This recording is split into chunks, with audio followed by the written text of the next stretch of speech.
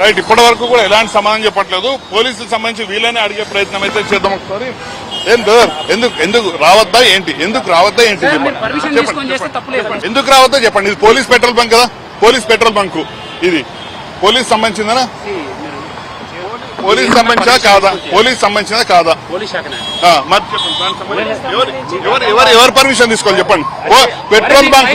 Petrol bunk లో coverage కి వస్తే ఎవరు పర్మిషన్ తీసుకోవాలి?